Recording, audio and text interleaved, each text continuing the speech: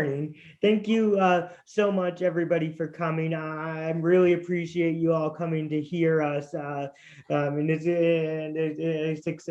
excited to be able to share it. So I'm Jason Harris. I'm going to be talking about disability inclusion in the workplace, and then Arlene's going to be talking about the LAD way, which you'll hear more about from her, and sort of the diversity and inclusion initiative that LAD's taking up. So I'm going to talk a little bit about a broad scale disability inclusion things. There's things that I can get into more with specifics, but this is a lot about culture and sort of culture shifts in some way. So I'm Jason Harris. I'm a director of strategic operations at LAD. I'm an autistic adult, a person with disability, as well as other disability identities, including mental health and learning disabilities, but also other identities that I'm not going to get into at this point. But I also have an educational background in this. I have a master's of cultural foundations of education and a certificate of advanced studies in disability studies, which is like gender studies or race studies. It looks at the context around disability from Syracuse University.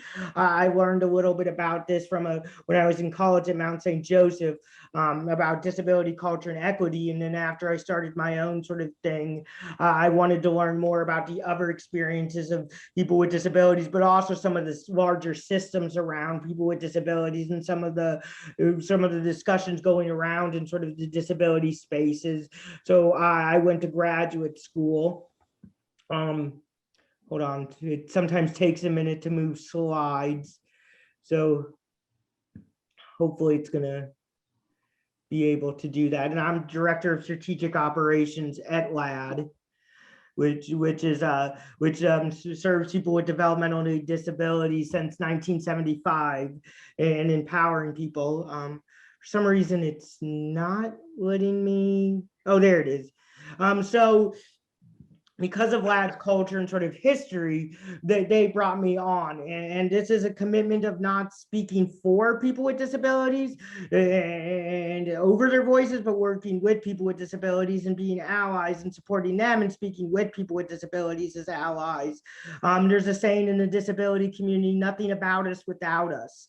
It has been a big thing. This is a commitment to disability inclusion at leadership level. So we have people at LAD who are people who are served, who are on boards, they're on committees, they work at the office, but this is the first time that somebody has been in leadership at LAD to be part of that. And part of my role is to make sure, taking my personal perspectives and then disability culture perspectives, to make sure that that's being met, to include people that we're serving and include people who are in the workforce, but then also my own perspective. So that's a little bit of the history. So before we get into, so we're going to get into first the big context picture, the sort of social landscape that we're all in. So when you think about disability in the workplace and when you think about accommodations, you're usually thinking about Americans with Disabilities Act Title I, which covers workplace accommodations and was passed in 1990 and then re-amended in 2008. And so with that, usually there's some accommodation guidelines, and those are really important and have helped at the individual level really well. But we haven't seen a huge shift overall in that. And they're also usually the bottom floor accommodations, and there's more that they can do. So you can't do less than that. And the ADA is also in a complaint base. So I would have to complain, and then the employer would have to go through that. And then if we can't agree, then there has to be a lawsuit that goes through. So that sometimes is a barrier for that. And we can see, if we're looking at numbers and we're seeing data, we can see that employment numbers have showed that since the ADA, employment numbers overall for people with disabilities, it hasn't really changed. So while it might be helping individuals systemically, it hasn't reached it. So we want to understand why that is. And there's some things we see for people with disabilities. They have the highest unemployment rate, which means that when they're looking for jobs, they're not getting jobs, and the lowest workforce participation rate, which means that people with disabilities just decided, for many reasons, some that companies can do things about, some for other reasons that are bigger systemic law reasons, people with disabilities have decided it's not worth it to do that. And when you cut even more into the data,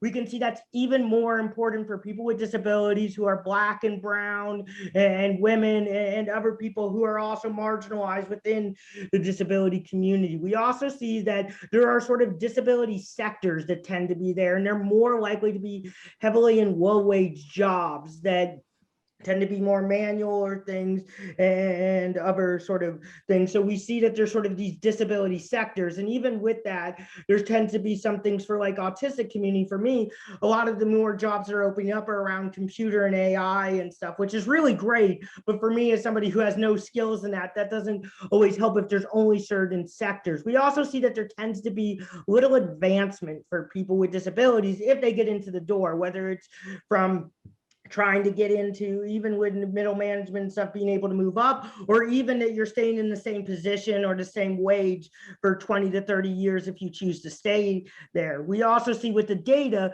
that people with disabilities tend to be the last hired and the first fired. When you look at some of this, so a lot of, not all, the majority of it don't track people with disabilities and equality and hiring practices, but for the places that do, we were started before the pandemic. For the past few years, we were starting to see an uptick in disability employment, and that was from after the 2008 recession, where it really bottomed out. And we already see the preliminary data and other qualitative data that people with disabilities are really being affected by the pandemic, and some of the first people to be laid off and furloughed. And we still don't know how long that's going to take. It took about 10 years from the 2008 recession, and we don't know how long it's going to take. And this is really important because people with disabilities are the largest marginalized group. About 1 in 5 people in the United States have disability that meets the ADF definition. You have about 20% of the population, or 65 million people in the United States, who have disability to some extent. So now going from the sort of large scale, we want to look at some of the sort of company cultures that sort of go into it. We tend to see, and even the ADA definition of disability tends to think of it as an internal deficit, that something's wrong with somebody, that there's something that people can't do and things. And that makes it really hard for people to feel like that's something they want to talk about, or that it's even for hiring managers when you're thinking about it, that, oh, there must be something wrong with that person. There's things they can't do. You a lot of times get seen as a person with disability, or things around that adjacently, that it's something that's wrong with somebody that you're going to have to overcome. We also tend to have a narrow scope of the idea of what disability is, and some of that goes with the functioning assessments. But we tend to see, if I asked you to think about what a person with disability looked like, you tend to have an idea of your mind, or even a specific identity around disability, which is like, what does an autistic person look like? Tons of people always tell me, you don't look autistic. It's sort of a compliment, which is sort of a interesting thing. But I am autistic, and I'm proud to be autistic, but I am my own person. And so we have people with disabilities. We have cognitive and physical disabilities, but there's also mental health things that are around, or adjacent, or chronic fatigue, or sensory. There's a lot of things, learning disabilities, or learning things. So there's a lot of different ways to think about that. And then it also includes, we tend to code disability as white and male, and disability crosses across all sectors of religion, race, gender, sexual orientation, socioeconomic status. And so it's really important to keep that in when you're thinking about D&I initiatives, because even if you're focusing on race and gender and stuff, there's going to be people with disabilities or disability adjacent who don't identify as people with disabilities, but might have things that they say like, oh, with that. We tend to think in companies that there's no people with disabilities in our companies, or we're trying to hire people with disabilities, but they're just not there. And there's a couple reasons for that. That doesn't mean that it's necessarily true. One is that because there might be people with disabilities who are disability adjacent. People tend to not want to disclose that they have a disability, because if you only think of it as a deficit or something wrong, or that you're not going to get advancements, or you're not going to get these things, people tend not to think, well, I'm not a person with disability, which is maybe, and that's fair to say that, but I have these needs, but I don't want to talk about them, or they don't want to disclose. There's tons of talks in the disability community about when to disclose if you have a disability, or if you should even even disclose it all, because are there going to be things that they're going to use against you or not do that, or find ways to say that you're not a good worker and fire you. We can also see that hiring practices are not always important. Sometimes they write in things for disability, that essential functions that aren't essential, but weed out people with disabilities. Sometimes the A&I practices are weeding out people with disabilities because they don't have it, or sometimes the way that we set up the structures around it make it so it's inaccessible. For me, one of the things is I'm a really social person, but social networking isn't always the easiest thing for me or something I love. And when I was going to my university's work sort of job place where they were helping you do it, they're like, you need a social network. And I'm like, that's not something I'm really good at or ever really do. And they're like, sorry, we don't know how to help you. And so it sort of ended there. I was lucky to be able to find jobs and stuff, but that's not always the case for most people, for all people. We also think of accommodations as too costly or complicated. It's sort of a zero-sum game. It's something that when we think about it on an individual level, but there's a lot of ways that that's not necessarily true, and it's a bigger cultural workforce. And we also see what goes into the disclosing and some of the other things, that the cultures of workplaces tend to try to hack humanity to be the most efficient and the most productive. And some of those cultures, and then about me not being able to do things, make it so it's hard to discuss these things. And so we want to think about some of those cultures and stuff as well, and those can be barriers. So why does it matter? Again, we talked about there are a number of people with disabilities across the board, a bunch of people. So that means you're going to have customers or people who use your services that are people with disabilities, and they're generally not thought about in the design process, or when they're coming up with services, they're not included in the spaces, or if it is thought about, it's thought about for people without disabilities who then sometimes make things. We see that this can actually be really, really great. We see this with Apple. Apple has been on one of the forefronts of including people with disabilities in the design process and hiring, and including accessibility features into that. And that stuff that they've done with text-to-speech and speech recognition sort of software. And we see that has actually gone into a bigger systems that they use for some of their products that have made them one of the more powerful companies in the United States. We also see that some of these practices and designs can actually make better workforce place practices and cultures that can be more accessible to more people, because there's things around this, that there's ideas of universal design. And the idea of universal design is not that everything's 100% can ever be universally designed, but there's things that can work for people with disabilities that can work for general populations. The great example of that in physical accessibility spaces is the idea of curb cuts. Curb cuts were made in the 1990s ADA Act, that there needed to be curb cuts on sidewalks and ramps and stuff to make sure that people who use wheelchairs are able to access. But we also see people who use strollers, people who are older who use other walking devices, people who are service workers who are pulling dollies, are able to make it are able to get to places easier because those curb cuts exist. And there's ways to do that around other systems as well, and make it, whether it's cognitive or sensory or mental health or other things. It also can include a lot of people with and without disabilities.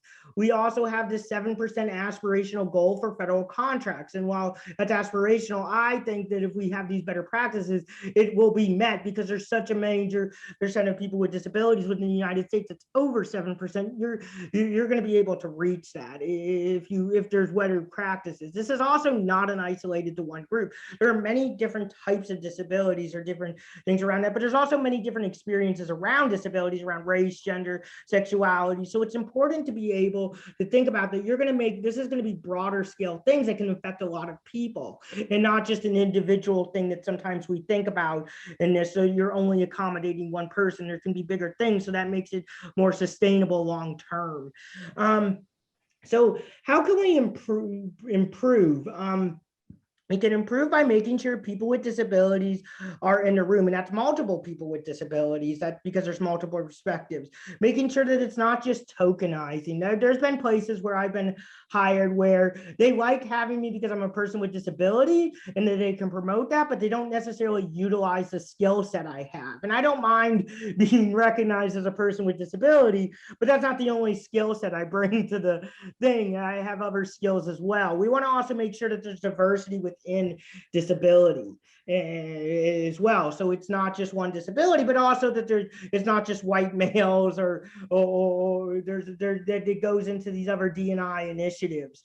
We also want to make sure that there's universal design initiatives. So one of the things I had at work is I was working with the CEO of our company to define a definition, to do a definition, and they wanted a definition, and they're like, Jason, just get it done. And I'm like, well, this is a big definition. What are the things that you want? And we went back and forth a little bit. And one of the things they wanted me to just sort of, they told me later, like, I just wish you would have got it done. I was thinking, I just wish you would get it done. But then when the process slowed down to be cognitively accessible to me, and then I could do it, I put it out in 20 minutes and then I got it back to them. And those can be bigger things. I know with some of the ways that I've been able to be open about my access needs or other disability things, about like Zoom and getting Zoom fatigue or being socially anxious, it's things that other workers at LAD with and without disabilities have been able to relate to and be able to say more about what access needs they need. But you need to be able to have an open culture around that can accept that. If the CEO shut me down and just said, Jason, get it done, instead of doing that where they took the time to go through it and then I could pass it out, it wouldn't have been the same process, because I would have felt differently about it and other people would have felt like they can't share with some of the things they're doing. We also want to make sure that there's a more opening hiring practices. We tend to have one way of sort of hiring people or looking at resumes or having sort of essential functions, but there's a few different things you can do. Some companies are making it so you can type to do the interview practice for people who feel less comfortable with traditional interview styles. Some companies are doing it to where they're doing it like Microsoft. There's things that are doing things around coding instead of interview processes necessarily. They're doing things to test about how you do coding. So there's different ways to think about some of these things around hiring practices, what you're looking for, who you're including. You still want to definitely hire the best candidate, but there's different ways to make sure that you're actually getting the best candidate, that it's not just making it so there's a system that benefits some and doesn't benefit others, but then weeds out some of the other candidates who might fit the essential functions of that job. We also want to be able to have flexibility with some of this stuff. Now, there are some bigger things with accommodations in HR that you might want to have to some extent, but there are some smaller practices that there can definitely be more flexibility. And again, even with universal design ideals, you want to be able to retrofit it and be able to move it a little bit within that. And so at the end of the day, there needs to be some flexibility while still having some structure in that, because sometimes it's really tough for people with disabilities to feel, or just anybody to feel like, well, I have to go through these HR claims to turn off my Zoom camera, or I have to go through this HR claim, because some of these things are a little bit more being able to talk to it, or being able to have sort of this universal design for learning, which has accommodations.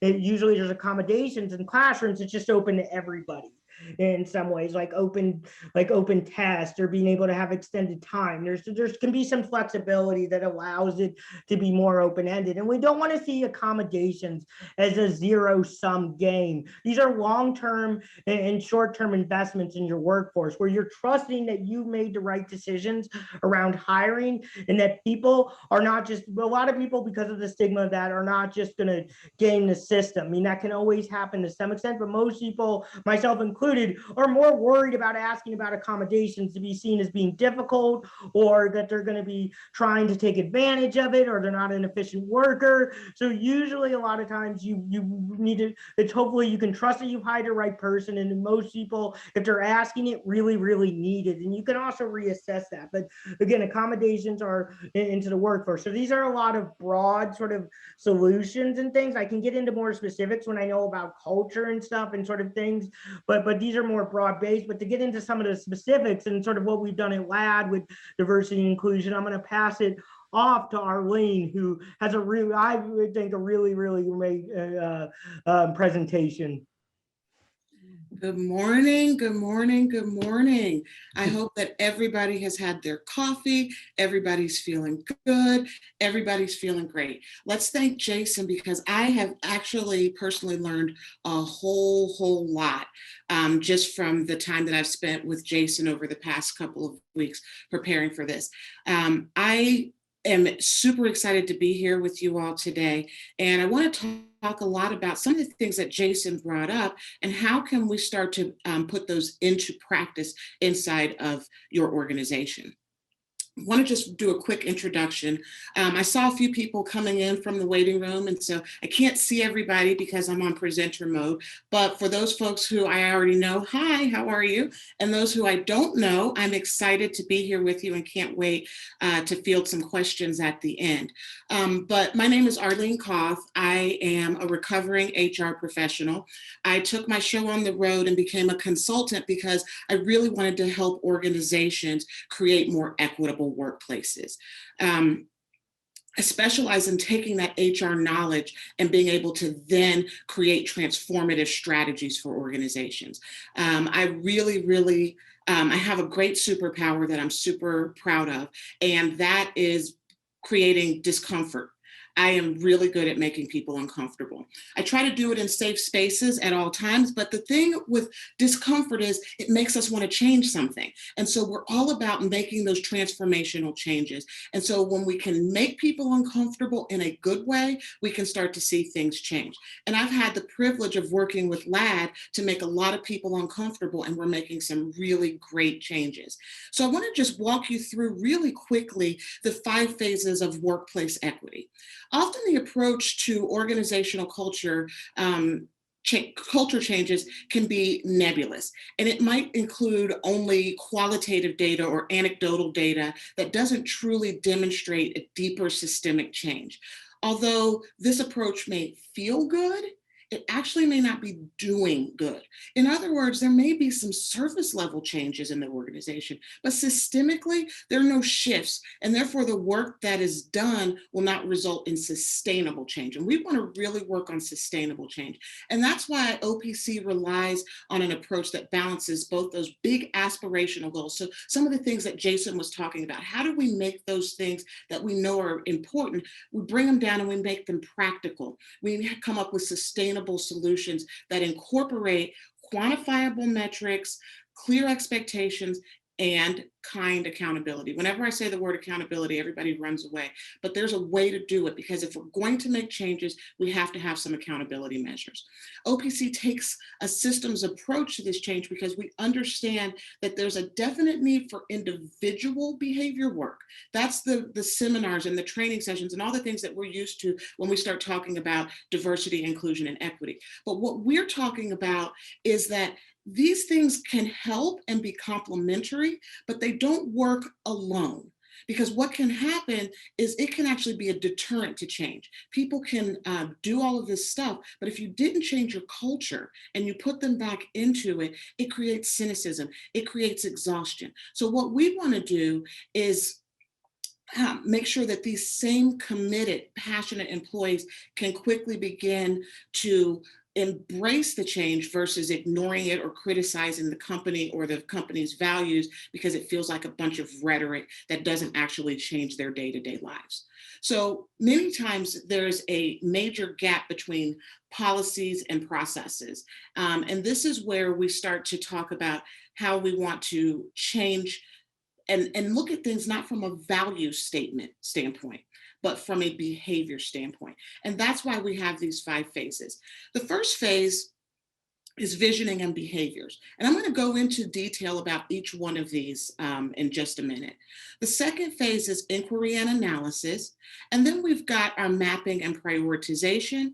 We've got our integration and training. And then last but not least, our measuring and adjustment. So let's talk about visioning and behaviors. You might be saying, what the heck does that mean? Well, that's where we sit down with the leadership and we define why workplace equity is important to this organization. We define what the aspirational culture of the organization is. And then we define the behaviors that bring that aspirational culture to life. So that's the first step. The second step is that we then gather detailed quantitative data about the organization, qualitative data from the employees, and then we analyze both of those things. We put them together so that we can see what the opportunities are to improve the equity outcomes. When we go into that mapping and prioritization place, this is where we start to really do some great work. So now we've got good data. We know where we want to go. We know where we are. So now we have to form an implementation team. This is the piece that often gets overlooked, because what will happen is the leadership sat down, they did all this stuff. We've got information. They say, all right, this is the plan. We're going to do it. We're going to roll it out this way. This is how we're going to communicate it. And we never talk to the people who are impacted. And so by creating an implementation team, which is usually going to be cross-functional, it's going to be a diverse group of people. So you're going to have people who have been there for a long time. You're going to have people who are brand new to the organization. You're going to have people of color. You're going to have white people. You're going to have people of different ages, all these different roles inside of the organization from different departments. That way, when you start to create what you're going to do, you're getting input from the entire organization. We also determine the success metrics and the implementation schedule. So we can do all this great work, we can talk all the talk, but we need to hold ourselves accountable. And that's where that implementation schedule comes into play. What things will we be doing, and what does our schedule look like to get them done? None of this happens overnight. We didn't get to where we were yesterday, and we will not get to our aspirational self tomorrow, but we do want to have a schedule that keeps this as a priority. And then, of course, as I mentioned, those accountability mechanisms. We want that for the organization as a whole, and then we want to build them for the individual employees as well. When we get into the fourth phase, that's where we start to create the rituals and to communicate and reinforce the vision and the behaviors. So we've talked about where we want to be. We've determined what behaviors will actually improve the culture, not the values, but the behaviors. And then we want to review and revise policies, processes, and practices. So those rituals become part of our meetings. They become part of how we talk to each other. They become part of how we look at our performance as an organization, as well as individuals inside of departments and inside of their roles. But we can't do all of that if we don't have policies and processes that support it. So we want to make sure that we're looking at all of those things based on that vision, based on those behaviors. The practices are really, really important because they're the things that happen day to day. They're the decisions that are made based on whatever the policies might be. So they're either in alignment with the policies and processes or they're not. So we want to make sure that we're looking at those as well. And once we've done that, that's when we can start to create that training curriculum. And whenever people hear the word training curriculum, they're like, oh my God, I got to sit in a classroom, have somebody talk at me for 4 hours about something that I don't really care about, that's not probably even that important to me. We're not talking about that, although I hope that nobody is in a classroom where they hate it, but there is going to be some classroom training. We'll get back to classroom training at some point. We'll get back to the before times and we'll be able to sit in a classroom with each other. But even now, if we had to do it, we've got a way to do it virtually. But we're also talking about how do you create training and opportunities for people to learn and really apply the things that you're talking about so that you get to that aspirational culture in their day-to-day on the job. And that's the thing that comes with that training curriculum is it's not all formalized trainings and workshops, but it's how do we now incorporate it into it? We create a learning environment. And then last but not least, we want to be able to communicate progress. Progress doesn't just mean the things that went well. We want to communicate accomplishments and challenges. We want to be able to do that to all stakeholders. That means the leadership team should know what's going on. It means that the board of directors should know what's going on. It means that every employee in the organization should know how this is going. And so we want to make sure that we're communicating that. And then we want to determine the necessary changes to be implemented and what those next steps will be. Because even the best laid plans will need some revision, will need some tweaks. So we want to make sure that as we are looking at what we're measuring, if it's not meeting what we thought it would, what things do we need to adjust so that we can actually hit those marks? So this approach creates a practical and a manageable plan to changing how the organization treats its team, how each team member treats one another, and it makes system level changes instead of initiative based or programmatic changes that most often fade away, or they continually become nice to haves, but they're not consistent and continued priorities. We all know that we've seen programs come and go. And we've seen employees say, oh, this is just another one of those things that the leadership thinks is cool. It's the next biggest trend. And if I wait it out, it too will go away. We are not creating that environment. We are creating an environment that truly changes the culture. So no matter what people in the leadership, no matter what people in the organization come and go, how we do things here is how we do things here. It will be part of the culture. So I want to dive in just very quickly, high level, and give you a little bit more detail on how this approach has worked and some of the things that we've done at LAD. So LAD decided, hey, we want to be able to do more for the people we serve, and we want to be able to serve more people who need us.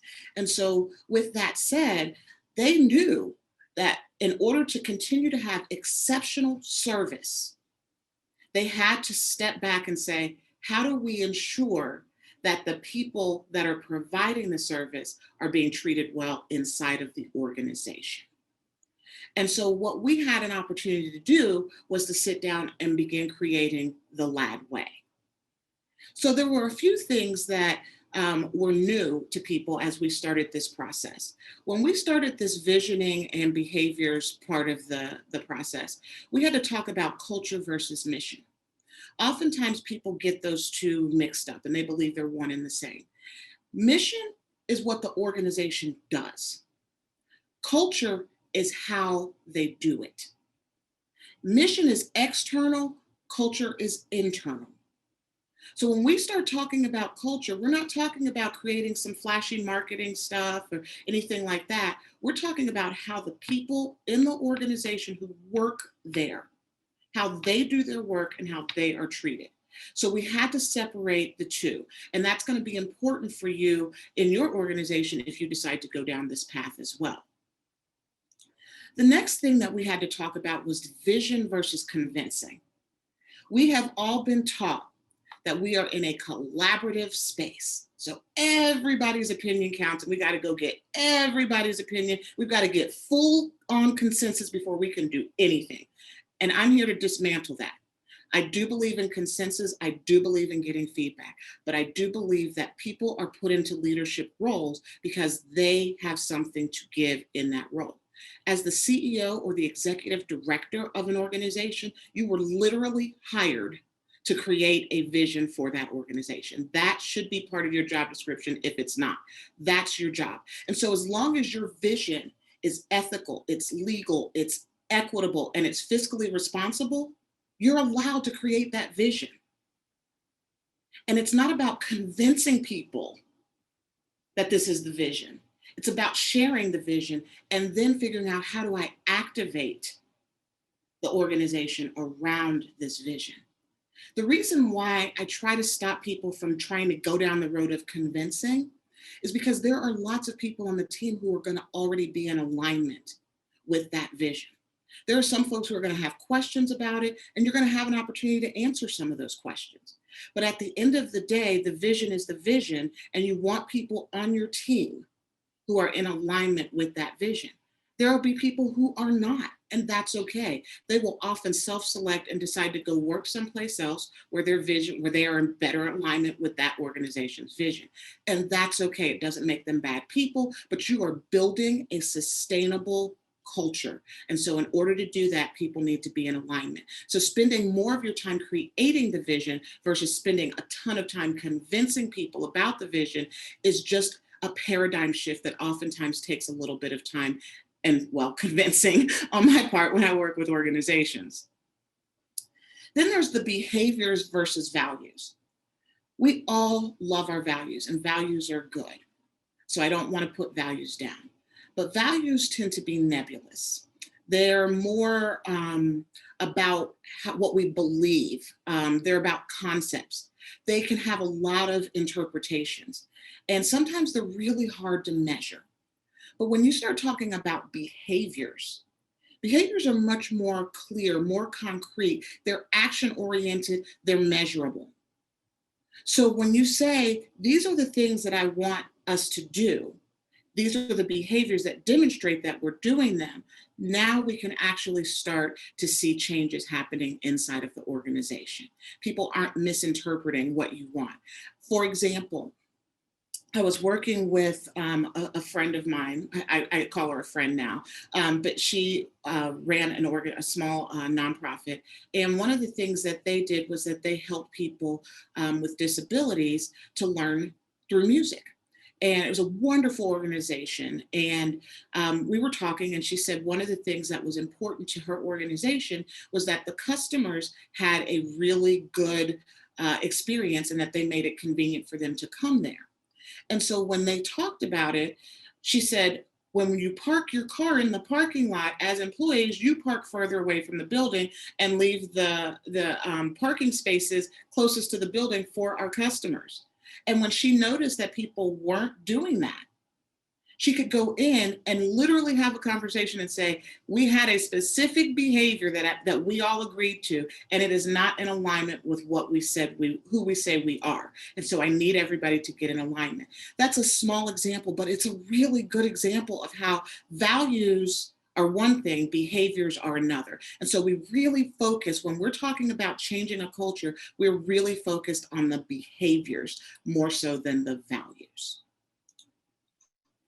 When we start talking about inquiry and analysis, this is the space where everybody thinks that it's all about the numbers. The quantitative information is super important, don't get me wrong.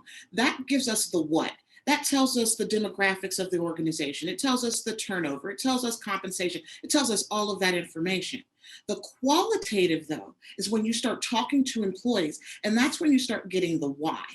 Why do the numbers look this way? Why do we have this level of turnover? What's happening in the organization? Why don't we have more promotions? Or why do we only promote certain people? All of that starts to come out when you're able to sit down with people in different ways and gather that qualitative data.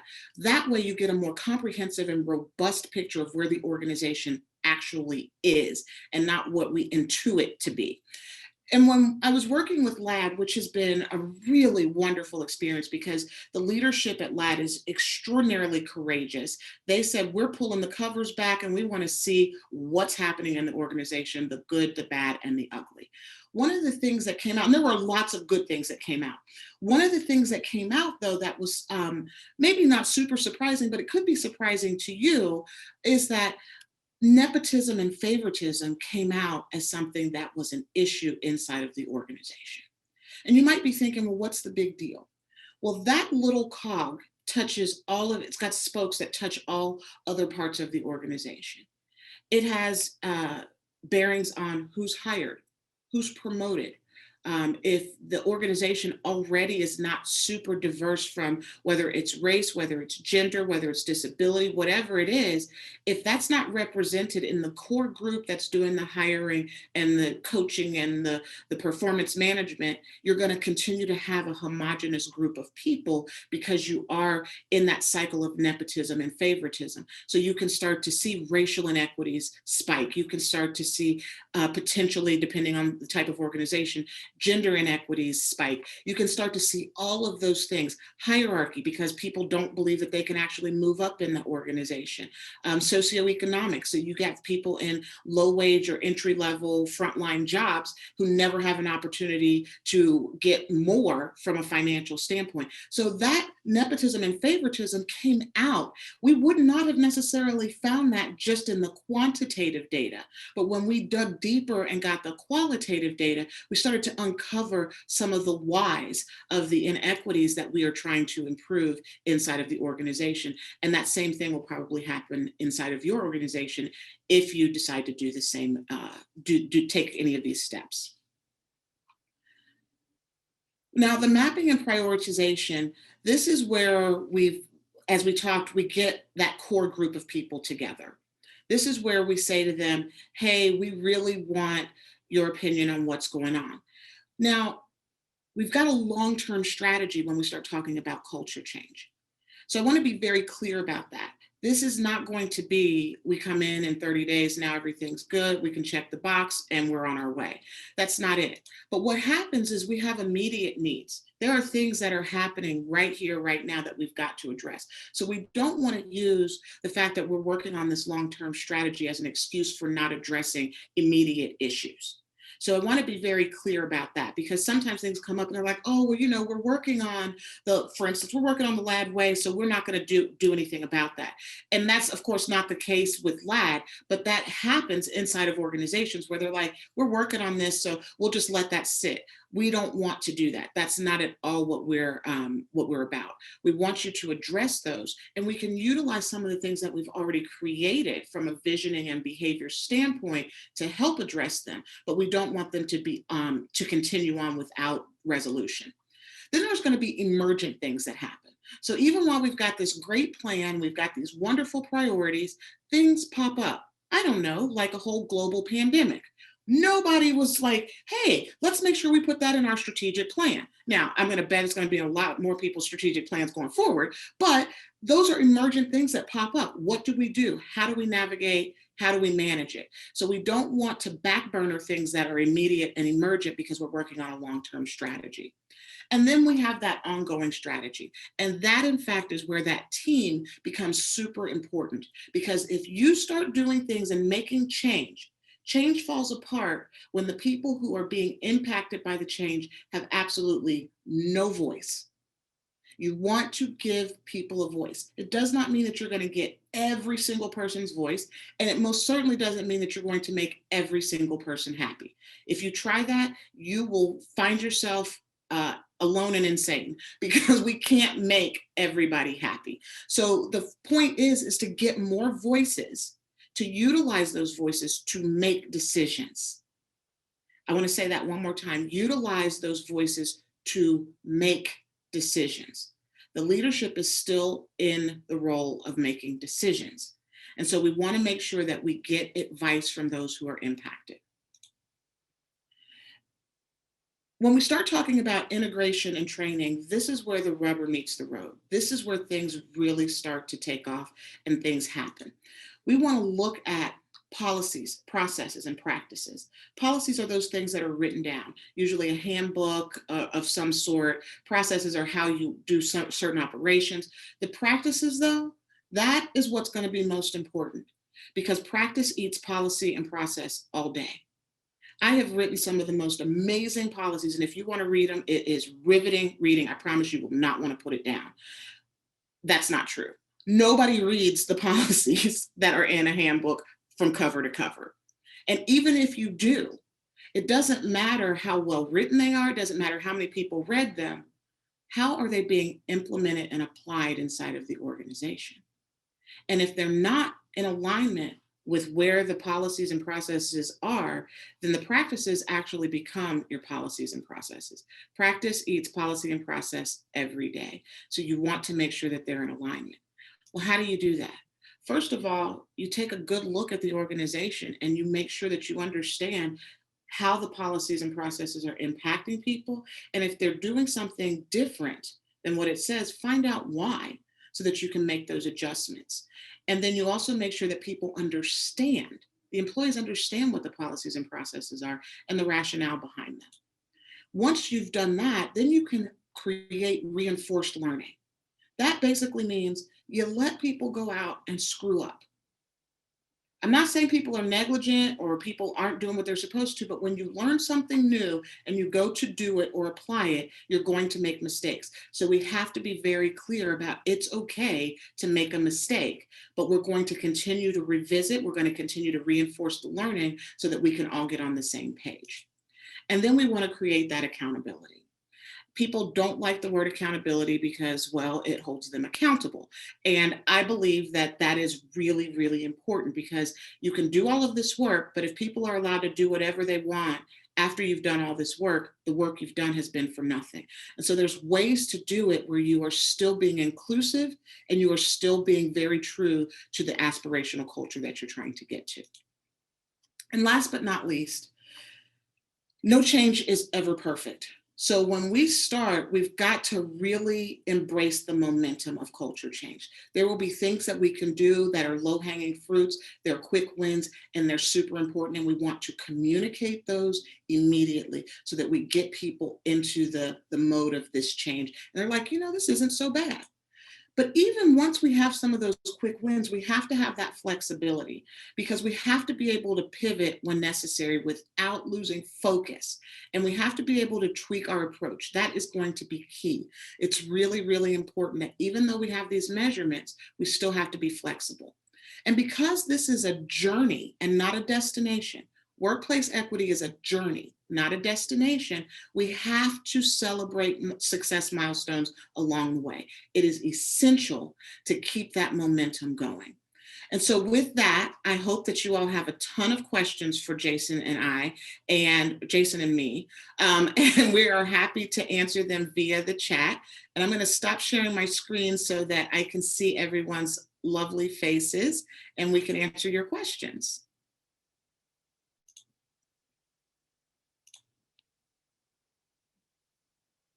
All right, we've got some stuff going on in the chat. Let's see. Looks like we've got some folks who have made some great comments. Yay, thank you. But we don't have any big questions. So someone asked, do behaviors reflect the organization's values? Too often there's a disconnect. And if it's okay with you, Jason, I'll take that one. Is that okay? Go ahead. Okay. So the reason why I shy away from utilizing values in our workplace equity projects is because values can be very nebulous, and we can get caught up in making them sound pretty, and people don't always remember them. They don't really understand what they mean. I don't believe that you shouldn't have values, but I do believe that what we did with LAD was what we created are called fundamentals. Fundamentals are a little bit different than values. They're how you do business. So for instance, one of those fundamentals is embrace the mission. And with that is a definition of what embrace the mission means. And then underneath that are all of the behaviors that roll up into how you embrace the mission. So we utilize 10 fundamentals with LAD that go from being courageously inclusive to being fiercely accountable, to never, for some reason I can't remember them all.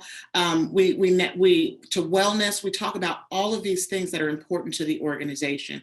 And those don't necessarily take the place of the values, but they can definitely complement them. And that way the organization is in better alignment. I hope that answered the question, if that was truly the question. If it's not, please reply again in the chat. But I do have a question for you, Jason. Yeah. You ready for this? I think so. What one practical thing can somebody in the audience take back to their organization based on the information you shared about accessibility and how we include people with disabilities?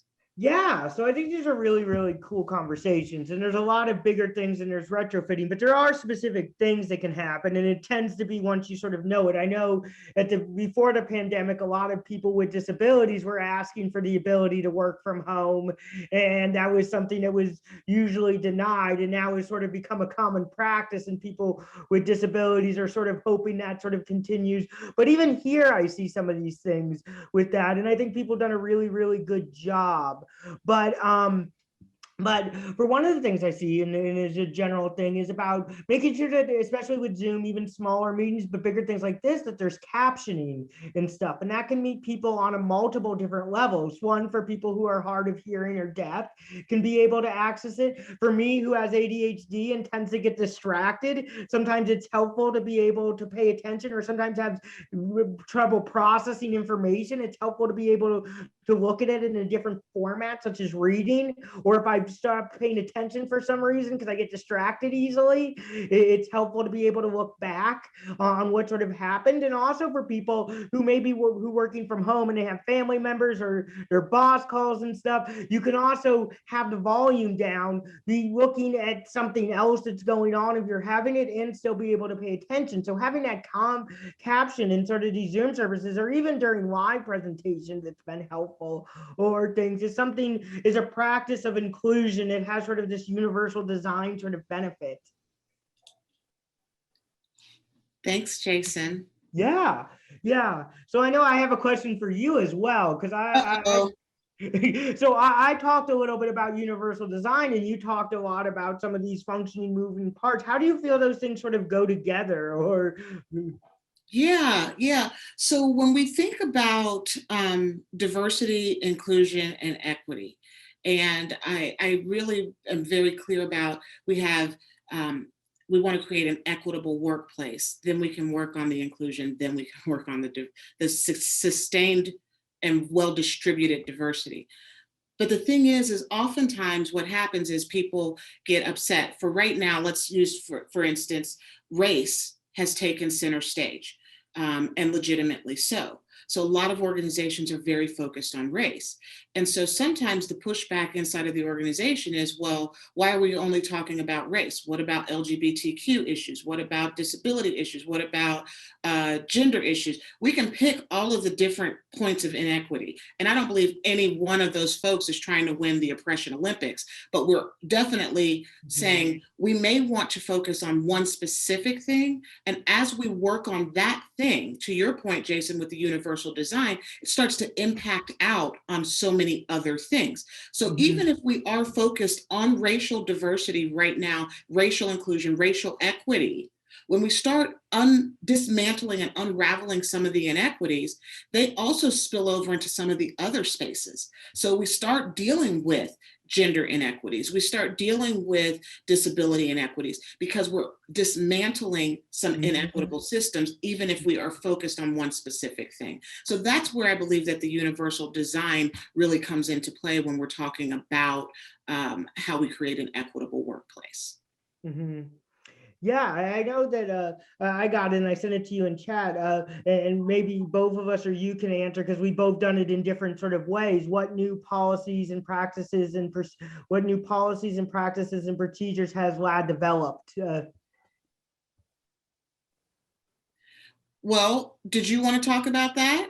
Or do you want me to talk about it? Go for it. I can talk about it, because we're sort of doing in sometimes different things. So a lot of times my sort of things is focused sometimes on making sure that there's more accessible situations and plain language, and being able to reach out to some of the people that LAD are serving, or who work on the board and do committees, to making sure that they're included in the process and stuff. I know with the strategic plan, we're working to put together some questions of what the people who are getting served at LAD want to see in the next 5 years happening as part of that sort of service model, and sort of not making it so it's accessible to people with different needs in some ways, as well as focusing on some of the staff culture and stuff around accessibility and sort of things, making sort of a more open culture that reaches throughout the organization for different levels and different needs as well. And sort of my end, which is sort of a beginning process, because I started in September. Yeah. And also one of the things, a practice that LAD has embraced since we started doing this, is creating some of those spaces for people whose voices haven't always been heard. So this isn't necessarily a policy that goes into a handbook, but it is a practice that says we're going to have some cohort groups that have a safe space to share what's really going on with leadership, so that we can now take that information and integrate it. So that has already happened and has been happening for several months. So that's another practice that's been put into place. And before we run out of time, I do want to respond to a question that was asked. Why is talking about racial equity so difficult for so many people, and how do you break through? Also, how do you motivate companies and organizations to see that uprooting inequity is an essential task? I'll take that one, Jason. Is that good? Yeah, you go Okay. ahead. Race is such a complex and emotional topic, and it is based in a lot of fear, and it's based in a lot of historical negativity. We use words, we use tones that oftentimes create defensiveness. Sometimes it creates frustration depending on which side of the table you're sitting. As a Black woman, I know that I personally have dealt with some of these emotions as well. And so when you start to try to talk about it at an organizational level, that can feel very sticky and very scary for people. And that's why I say that one of my superpowers is creating discomfort. If we don't get uncomfortable, we can't even deal with it, but people don't want to be uncomfortable. We've been taught if you've got nothing nice to say, don't say anything at all. Terrible advice. Terrible, terrible, terrible advice. We have to sometimes say the things that make us uncomfortable and they don't feel nice, but we can still be kind. Kindness is very different than niceness. And so I think, though, in this day and age, if you're trying to convince a company that this is important, they may not be ready for the journey. I utilize a spectrum of how and why. If we're talking to an organization and they still need to know why, there's probably a lot more work to be done. If I'm talking to an organization that says, we know why, we just don't know how, can you help us? That's a very different kind of conversation. And so you have to gauge where your organization is. Are they at the why stage or the how stage? And is it possible to move them from why to how? I don't have, if I had a silver bullet, trust me, as much as you all are lovely and wonderful, I would be wealthy and I would be somewhere having, it's 10:57, I'd be somewhere having a drink. I don't know if that's too early for you all, but it's not too early for me. Especially if I had that much money, I don't think anybody would really be criticizing me. But I just think that there's a lot of uncovering that has to happen in order to really understand what is making people so fearful about having the conversation, because it is oftentimes rooted in fear. It's in fear of being embarrassed, or it's in fear of losing something, or fear of change. Yeah. And they're all legitimate fears, but how do we now deal with them? If I could comment real quick, I think that also applies a lot of ways to why we don't have these conversations around disability, or sort of even in disability spaces, why we don't always include racial or gender or type of equities. Is sometimes people think it's a zero-sum game, or we can only focus on one group. And that's why it's important to open up these conversations and center people at certain points and focus on it, but also have it be making sure that it reaches different audiences as well. Hopefully if that makes sense. Absolutely, Jason. That concept is named intersectionality. And we've all got those intersecting spaces in our lives. None of us are monoliths. So that intersectionality that you're talking about is really key across all spaces when we're talking about equity. So we got our 5-minute warning about 3 minutes ago. So we've got 2 more minutes if anybody has a super, super quick question or comment. I usually tell people that you can do questions, comments, and answers, because I like stealing people's answers, and you don't have to disguise your comment as a question. So if anybody has anything else they want to share, that'd be great. Oh, my friend Dave Levy is here. Hi, Dave. And if people want to verbalize, if they want to unmute themselves, they can. I know for some people, chat is more accessible. For some people, speaking is more accessible. Sorry, we should have preferenced that earlier. Just make sure hopefully don't talk over each other. That's the only. Well, we're at our 1 minute mark. So I just first want to say thank you all, because you could have spent your day doing anything else. And we're really happy that you spent it with us. Jason, you have been wonderful to partner with, and I can't wait to continue working with you. And shout out to Molly. I know I saw her on here somewhere for putting us together. So I hope you all had fun. We had fun. Yeah, thank you so much. And it's great working with you again. I'm excited to work with you all, with you, Arlene, and it's great seeing everybody here. Thank you so much.